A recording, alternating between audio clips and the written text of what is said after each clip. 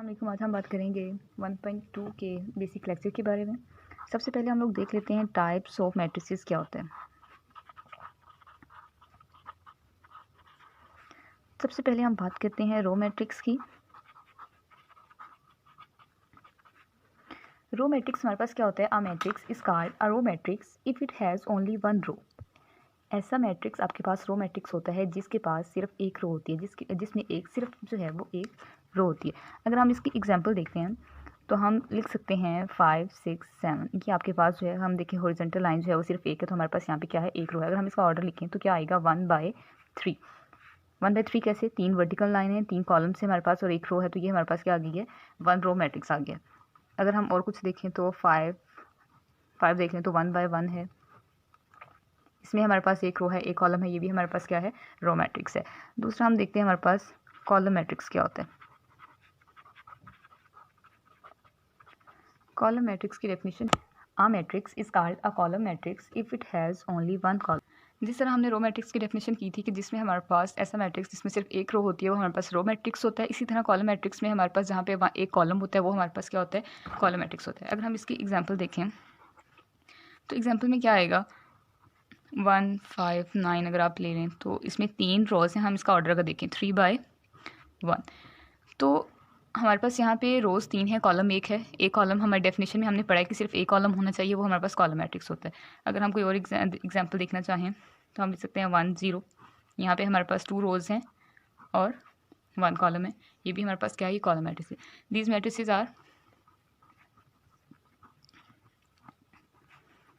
Are column matrices.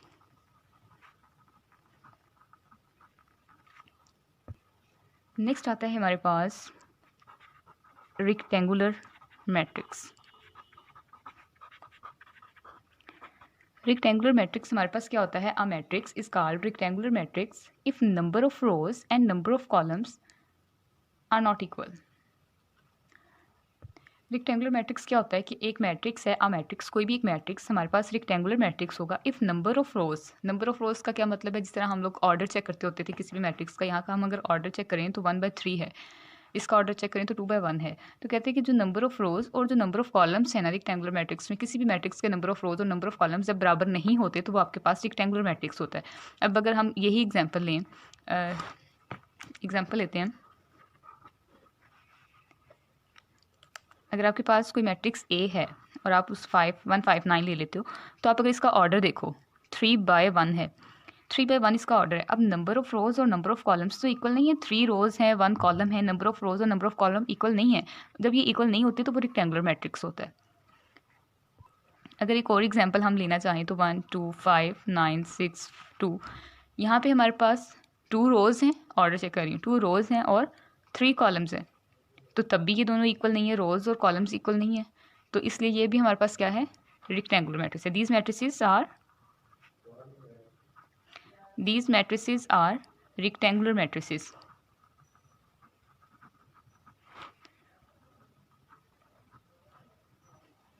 Next आता है हमारे पास स्क्वायर मैट्रिक्स। स्क्वायर मैट्रिक्स की डेफिनेशन हमारे पास क्या होता है? A matrix is called square matrix if number of rows equal to the number of columns. Square matrix क्या होता है? A matrix is called square matrix, कोई भी मैट्रिक्स हमारे पास है, कोई भी मैट्रिक्स हो, वो स्क्वायर मैट्रिक्स तब होगा जब क्या होगा? नंबर ऑफ रोज, मतलब जो रोज की तादाद होगी इज इक्वल, वो किसके बराबर होगी? नंबर ऑफ कॉलम्स के। मतलब कि जो नंबर ऑफ रोज की तादाद है, जो रोज की तादाद है, जो कॉलम्स की तादाद है, वो दोनों अगर इक्वल होंगे तो वो होगा स्क्वायर मैट्रिक्स, अगर इक्वल नहीं होंगे तो वो रेक्टेंगुलर मैट्रिक्स होगा। अगर हम इसकी एग्जाम्पल देखें तो हम इसकी एग्जाम्पल लेते हैं 1, 2, 4, 5 ले लें अगर, तो इसका ऑर्डर चेक करें तो 2 रोज हैं बाय 2 कॉलम है, नंबर ऑफ रोज और नंबर ऑफ कॉलम्स इक्वल हैं, तो ये हमारे पास क्या स्क्वायर मैट्रिक्स है। कोई और ले लें अगर हम 5, 9, 0, 0, 6, 2, 3, 5, 4, 3/3 का ये मैट्रिक्स है हमारे पास, तभी नंबर ऑफ कॉलम्स और नंबर ऑफ रोज इक्वल हैं, तो ये भी हमारे पास क्या है? स्क्वायर मैट्रिक्स है। ये देखना, ये आपके पास एक रो ये है, एक रो ये है, एक रो ये है, 3 रोज होगी, एक रो ये है, एक रो ये है, एक रो सॉरी कॉलम्स है, ये एक कॉलम, ये कॉलम, ये कॉलम, ये 3 कॉलम से 3 ही रोज है, तो ये हमारे पास क्या है? ये हमारे पास स्क्वायर मैट्रिक्स है। आती है हमारे पास नल मैट्रिक्स। नल मैट्रिक्स की डेफिनेशन क्या होती है? A matrix is called null matrix if all entries are 0। तो नल मैट्रिक्स क्या होता है कि आपके पास कोई भी एक मैट्रिक्स है, वो नल मैट्रिक्स तब होगा जब ऑल एंट्रीज आर 0। मतलब तमाम एंट्रीज़ का क्या मतलब है कि कोई भी अगर आपके पास मैट्रिक्स है ना, उसके अंदर की जो तमाम एंट्रीज़ होंगी, तमाम उस मैट्रिक्स के एलिमेंट्स जो होंगे वो ज़ीरो होंगे, तो वो आपके पास नल मैट्रिक्स होगा। अगर हम एग्जांपल लें तो 0 0 अगर हम ले लें, ये तमाम एंट्रीज इसकी ज़ीरो हैं, तो ये आपके पास क्या है, नल मैट्रिक्स है। कोई और अगर आप एग्जांपल लें 0 0 0 0 0 ले लें आप, ये 3/3 का मैट्रिक्स, 3/3 का मैट्रिक्स है, तो ये भी आपके पास क्या है, ये भी आपके पास नल मैट्रिक्स है। उसके आगे हम लोग चलते हैं। नेक्स्ट आता है हमारे पास ट्रांसपोज मैट्रिक्स। ट्रांसपोज मैट्रिक्स की डेफिनेशन क्या होती है? ट्रांसपोज ऑफ अ मैट्रिक्स, किसी भी मैट्रिक्स का जो ट्रांसपोज होता है, जब हम उसकी रोज़ को कॉलम्स में चेंज कर देते हैं या कॉलम्स को रोज़ में चेंज कर देते हैं, तो वो हमारे पास ट्रांसपोज मैट्रिक्स होता है।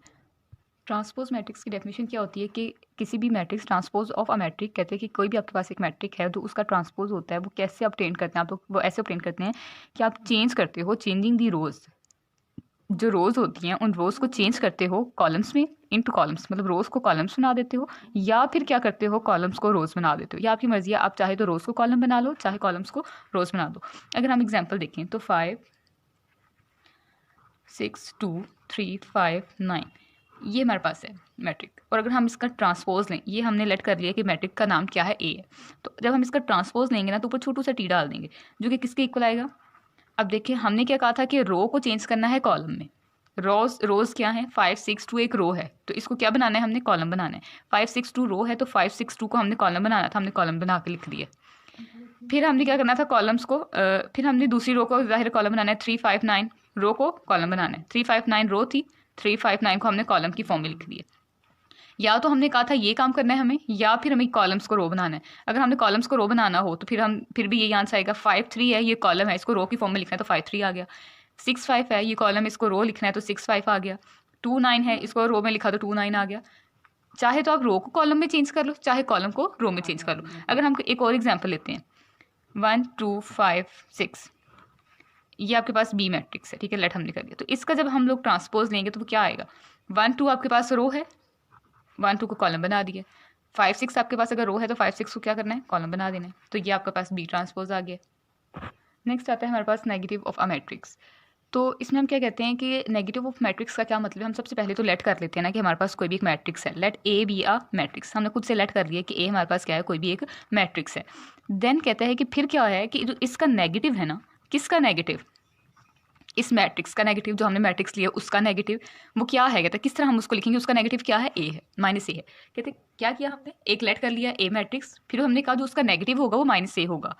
उसको हम कहते हैं ऑब्टेन कैसे करेंगे, इज ऑब्टेन्ड, वो हमें मिलेगा कैसे, क्या करने से, बाय चेंजिंग, हमें कुछ चेंज करना पड़ेगा। चेंजिंग द साइन, हमें चेंज करने पड़ेंगे साइन, किसके साइन चेंज करने पड़ेंगे, ऑफ द एंट्रीज, एंट्रीज के साइन को चेंज करना पड़ेगा। किसके एंट्रीज को, साइन को, एंट्रीज ऑफ ए। मतलब कि जो आपने ए मैट्रिक्स सेलेक्ट किया है ना, नेगेटिव ए आपको लेने के लिए, बनाने के लिए, जो इस ए मैट्रिक्स की एंट्रीज होंगी ना, उसके साइन को आपको चेंज करना पड़ेगा। अगर हम एग्जांपल देखते हैं, एग्जांपल से ज़्यादा क्लियर होगा। एग्जांपल अगर हम देखें, ए है हमारे पास 1 -2 3 4, ये हमने खुद से क्या किया था, जो मैट्रिक लेट किया था, let A be a matrix, A वो मैट्रिक्स आ गया। देन हमें क्या चाहिए था, नेगेटिव ए, नेगेटिव ए हमने निकालना, तो नेगेटिव ए मैं यहाँ पे लिख लेती हूँ, नेगेटिव ए निकालना है। तो उसको हमने क्या करना, कहा था कि किस तरह हमें मिलेगा, चेंज करेंगे साइन, किसके साइन, एंट्रीज के साइन, ए की एंट्रीज क्या है, 1 -2 3 4, उनके साइन चेंज करेंगे। 1 का साइन क्या है, प्लस है तो माइनस कर दें, फिर 2 का साइन माइनस है तो प्लस किया, 3 का साइन प्लस है तो माइनस किया, 4 का साइन प्लस है तो माइनस किया। एंट्रीज के साइन चेंज हो गए ना, जब एंट्रीज का साइन चेंज हो गया तो वो हमारे पास क्या बन गया, negative of matrix, negative of A. Next आता है हमारे पास सिमेट्रिक मैट्रिक्स।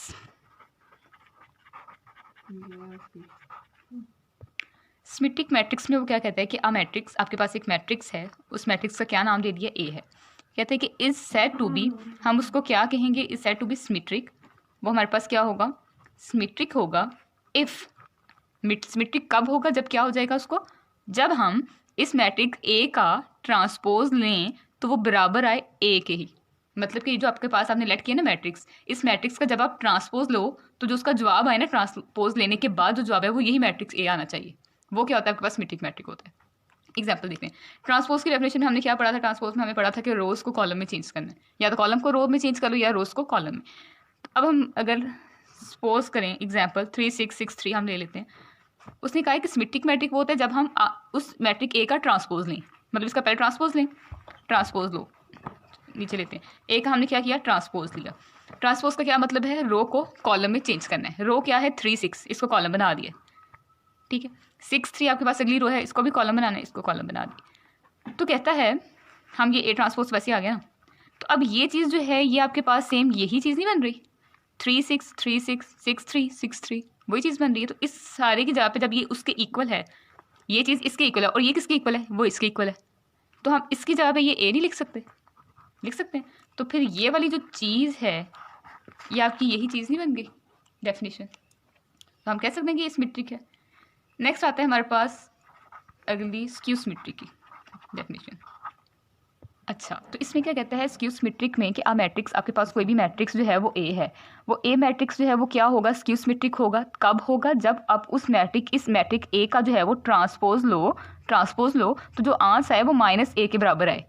सिमेट्रिक में हमने पढ़ा था कि आंसर a के बराबर है, मतलब जो आपने मैट्रिक लिया होगा उस मैट्रिक का जब ट्रांसपोज लोगे तो वो वही मैट्रिक आंसर है, सेम, कोई चेंजिंग ना है, साइन भी चेंज ना हो। लेकिन सिमेट्रिक में कहते हैं कि माइनस बाहर आ रहा हो, उस मैट्रिक के बाहर जो है आपके पास माइनस आ रहा हो। अगर हम इसकी एग्जाम्पल देखें तो a आपके पास है 0 अयोटा माइनस अयोटा 0, इसका क्या करना है, ये आपके पास मैट्रिक a आ गया, इसका क्या करना है, ट्रांसपोज लेना है, लो ट्रांसपोज। 0 अयोटा रो थी, कॉलम बना दिया, ये रो थी, इसको कॉलम बना दिया। अब माइनस बाहर होना चाहिए स्क्यू के लिए, तो अगर हम देखें तो 0 अयोटा आ रहा है, यहाँ पे तो माइनस अयोटा आ रहा है, हम माइनस अगर बाहर ले लेते हैं और यहाँ पे हमें माइनस चाहिए, यहाँ पे माइनस नहीं चाहिए, तो यहाँ से आगे मैं कर रही हूँ, अगर यहाँ पे हम लोग माइनस कॉमन ले लें, माइनस कॉमन लिया तो अंदर प्लस रह जाएगा, यहाँ से प्लस बाय माइनस बाय चला गया तो माइनस रह गया। हमें अंदर मल्टीप्लाई माइनस करने का क्या मतलब है, जब माइनस अंदर मल्टीप्लाई हो तो आंसर यही आए, minus plus plus minus minus answer आएगा, और जब माइनस माइनस से मल्टीप्लाई होगा तो प्लस आंसर आएगा 0, ठीक है। और ये चीज़ आपके पास अब ए नहीं बन रही, ये चीज़ इसके इक्वल नहीं है, 0 अयोटा माइनस अयोटा 0, तो ए ट्रांसपोज तो वैसे नीचे आ गया, ये इक्वल था ना ए ट्रांसपोज के, तो ए ट्रांसपोज तो वैसे नीचे आ गया, माइनस भी वैसे ही आ गया, और ये चीज़ इतनी चीज़ जो है हमारी, ये वाली चीज़ जो है ये ए के बराबर है, जिसके हिसाब से हमने ए लिख दिया, और यही हमारी ऊपर डेफिनेशन बन रही है ये। तो ये होता है हमारे पास स्क्यू सिमेट्रिक। आगे आता है हमारे पास डायगोनल मैट्रिक्स। डायगोनल मैट्रिक्स से पहले हमें पता होना चाहिए डायगोनल होता क्या है। आपके पास कोई भी एक मैट्रिक्स है 5 6 2 5, अब यहाँ पे जो आपका ये फर्स्ट नंबर है यहाँ से, और ये बॉटम जो है आपका यहाँ से, ये सारे जो ये लाइन है ये आपके पास डायगोनल है, ये आपके पास प्रिंसिपल डायगोनल है, प्रिंसिपल डायगोनल है, और ये बाकी ये सेकेंडरी डायगोनल होता है। तो डायगोनल में क्या कहता है कि स्क्वायर मैट्रिक्स, डायगोनल मैट्रिक्स जो होता है वो स्क्वायर मैट्रिक्स होता है, हर डायगोनल मैट्रिक्स स्क्वायर मैट्रिक्स होता है। तो कहते हैं कि square matrix is called diagonal matrix if at least, अगर कम अज़ कम एक एंट्री जो है, one entry of its main diagonal की जो एक एंट्री है वो कम अज़ कम एक एंट्री जो है वो क्या हो, नॉट जीरो, वो जीरो ना हो। एग्जाम्पल अगर हम देखें 1 0 0 0 2 0 0 0 3, अगर हम ये देखें तो ये हमारे पास प्रिंसिपल डायगोनल है ना, ये हमारे पास क्या है, प्रिंसिपल डायगोनल है, या फिर हम इसको मेन डायगोनल भी कहते हैं। यहाँ पे हमारे पास मेन डायगोनल की बात हुई, यहाँ पे हम लोग प्रिंसिपल डायगोनल की बात भी कर सकते हैं। तो ये वो क्या कह रहा है कि इफ़ एटलीस्ट वन एंट्री, जो एक एंट्री है, one entry of its main diagonal में से कम से कम एक एंट्री जो है वो जीरो ना हो।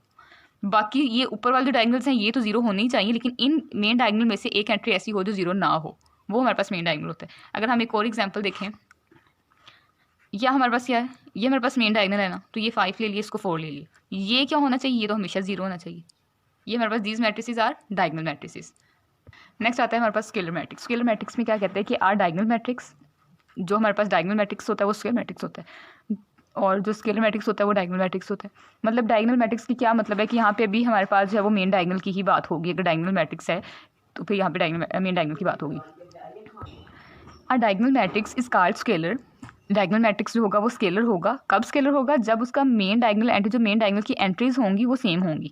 फॉर एग्जांपल हम अगर लें यहाँ पे k 0 0 0 k 0 0 0 k, यहाँ पे अब ये जो मेन डायगोनल तो हमारे पास ये है ना, ये हमारे पास क्या है, ये इक्वल है, ये जीरो क्यों है, मेन डायगोनल जो है वो तो हमारे पास जीरो नहीं है, लेकिन हमने डायगोनल मैट्रिक्स में पढ़ा था कि मेन डायगोनल जो है वो उनमें से कोई भी एक एंट्री जो है वो जीरो ना हो, बाकी ये जो ऊपर वाली हैं 3, ये ट्राइंगल और जो ये ट्राइंगल हैं ये आपके पास जीरो होनी चाहिए। तो अगर ये डायगोनल मैट्रिक्स है तो फिर जाहिर है यहाँ पे भी जीरो होना चाहिए, और ये जो मेन डायगोनल है ये हमारे पास क्या होना चाहिए, सेम होना चाहिए, ये सेम होगी। अब यहाँ पे एक कंडीशन है हमारे पास कि ना तो ये जीरो हो और ना ही 1 हो, क्योंकि अगर यहाँ पे 0 0 आ जाएगा फिर तो ये पूरा मैट्रिक्स ही 0 बन जाएगा, जो कि नल मैट्रिक्स होगा। और अगर यहाँ पे 1 आ गया, फिर वो नल मैट्रिक्स, वो आइडेंटिटी मैट्रिक्स बन जाएगा। इसलिए यहाँ पे जो भी डिजिट्स आएंगे वो 0 और 1 के अलावा आएंगे, बाकी जो है जो भी डिजिट्स आते हैं वो हमारे लिए सूटेबल हैं। एक और एग्जांपल देख लेते हैं। अगर हम यहाँ पे 4 0 0 4 ले लेते हैं तो ये भी हमारे पास क्या है, स्केलर मैट्रिक्स है, क्योंकि मेन डायगोनल हमारे पास क्या है, 4 4 आ गया, ना ही वो 0 है और ना ही वो 1 है, तो ये हमारे पास क्या है, स्केलर मैट्रिक्स। नेक्स्ट आता है हमारे पास आइडेंटिटी मैट्रिक्स। डायगोनल मैट्रिक्स, इसमें भी हमारे पास डायगोनल की बात होगी। कहते हैं कि कोई भी डायगोनल मैट्रिक्स जो होता है वो आइडेंटिटी मैट्रिक्स होता है इफ़ अगर इट्स मेन डायगोनल एंट्रीज, अगर उसके मेन डायगोनल की जो एंट्रीज हैं वो क्या हों, 1 हो। एग्जाम्पल हम लोग देख लेते हैं। मेन डायगोनल हमारे पास ये होता है, यहाँ पे उसने क्या कहा है, मेन डायगोनल की एंट्रीज क्या होनी चाहिए, 1 होनी चाहिए, 1 1। और डायगोनल मैट्रिक्स का तो हमें वैसे ही पता है कि ऊपर और नीचे जो है वो 0 ही होता है, ट्राइंगल जो भी बनती है या नहीं भी बनती तो वो 0 ही होता है। एक और एग्जाम्पल अगर हम देखें 3/3 की, ये मेन डायगोनल है, 1 1 1 हो गया, तो ऊपर एक ट्राइंगल बन रही है ये 0 इस लाइन की, और ये 0। आगे हमारे पास आता है नोट, उसमें क्या कहता है, the scalar matrix and identity matrix are diagonal matrices. हमने ऊपर भी पढ़ा है स्केलर मैट्रिक्स की, जब हमने बात की थी तब भी हमने कहा था कि एक मैट्रिक्स है जिसके अंदर एक डायगोनल मैट्रिक्स है, जो मेन डायगोनल होता है उसकी एंट्रीज सेम होती है, तो वो भी स्केलर डायगोनल मैट्रिक्स था। आइडेंटिटी मैट्रिक्स की जब हमने बात की उसमें भी हमने यही कहा कि मेन डायगोनल की जो एंट्रीज होती हैं वो 1 होती हैं। इसमें भी हमने डायगोनल एंट्रीज की बात की, इसका मतलब है कि ये दोनों जो है हमारे पास डायगोनल एंट्रीज हैं। लेकिन कहता है कि जो डायगोनल एंट्रीज होती हैं, डायगोनल मैट्रिसेस होते हैं, वो हमारे पास ना तो स्केलर होते हैं और ना ही आइडेंटिटी होते हैं।